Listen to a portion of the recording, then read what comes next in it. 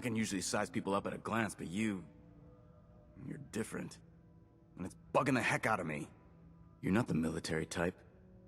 You're a loner. What are your thoughts coming right off the bat? The intro is really well done. Yes, I thought so. I mean, you're given a lot of sort of goals. Yep. Like right off the bat, the game does a good job of like catering to the linear storyline so far, like of what I played. It doesn't feel forced. 12 seconds later. You start pre-war. Yeah. And the way that you get from there to the wasteland basically makes sense lore-wise. And we've seen it, like when I was and like... I was like, oh, that's really cool, because we've seen other characters have that happen to them. Yeah, in previous games. And we've heard of all the different vaults. Yeah, and I'm so like, it it's makes nice sense. to be in a vault that's actually... Yeah, I mean, I don't want to say what that vault does, but... because it's one of the experimental vaults. Yeah, and it's like... And it's nice being in one for once, because Fallout 3 was a regular vault. And you heard a lot about the experimental vaults. These other weird vaults. Time, you're in one. If you so when the sort of the news of the bombs dropping first comes and like everyone's running in the direction you have to go, which is a good pointer. If you walk back and forth between like just outside your house, if you sort of walk back and forth constantly left and right, there's this one trigger for this one lady that will spawn every time and she'll run along. That's awesome. And I spent like 10 minutes just spawning this one lady. It's really funny. That's so good. Like the helicopters going above as well. Yes. There's a helicopter trigger that only triggers once. It's very kind of intelligent storytelling compared to what they've done previously. Yeah, there's a lot of... And like one thing that I thought was really just cheesy is when you get to the creek, when you're running from the bomb, if you just jump off the pass and run off, the bomb just explodes and you die, and it's just that's dumb... I was like, wow, that's a really lazy...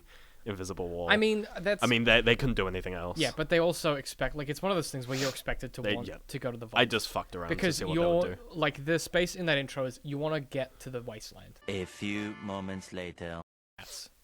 VATS is different now. I hate it. I think it's shit. Here's what I would say. I had like 5 different instances of where I'd VATS 2 things at once, shoot the first one, and then the second one would be behind a wall, and I'll just waste a bullet. Say about VATS now.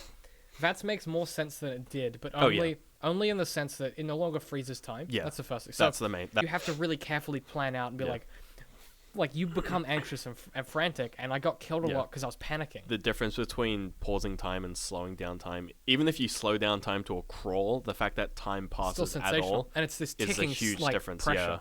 And so I was finding that I was dying because I was panicking, not because I was underprepared. And that to me is sensational. It's good for Fallout gameplay, because Fallout 3, after a while, you just walk up to an enemy, hit VATS, grab out your laser rifle, and shoot them in the head. I mean, I'm still gonna run around the wasteland spamming Q. Yes. As a long range. But no longer is it as much of a crutch as it used to be. And I think the other thing that I really dislike about it is what you were saying, where you can target 2 enemies and completely miss one. We'll just run away. But that's also one of the best things, is that it's a bit more realistic. Oh yeah, which is good or bad, because it means like VATS is supposed to be this crazy god thing that you have. Yeah. But also, I think never made. I never found VATS on Fallout 3 to make much sense. I thought it was pretty. It was just like, a throwback really, to the previous games, and now now it makes more sense. Yeah. So like it's more like bullet time. Yeah. It's extreme bullet time. Yeah. Eventually. Yeah. It's look, here's what we'll say, and this is only like 12 hours in. Well, we will undoubtedly talk about it way too much in the future. Oh, when I buy it and play it for 100 we'll have another episode, but I guess our conclusion at the moment is that it seems like they've got their head screwed on the right way developing it. They've clearly thought things through very intuitively. The base building feels organic which I haven't seen, obviously. And unnecessary. It's not required. Yeah. Which I think is really important. Thanks for watching, guys. Hope you enjoyed. And if you want to hear the rest of this episode, or more of Ben and myself rambling about arty shit, you can check out our podcast, Art for Artists, on iTunes, or it'll be in the show notes down below. If you like this one, I also did another video about NBC's Constantine. It's certainly a video and certainly a time. You can click to check that out if you want.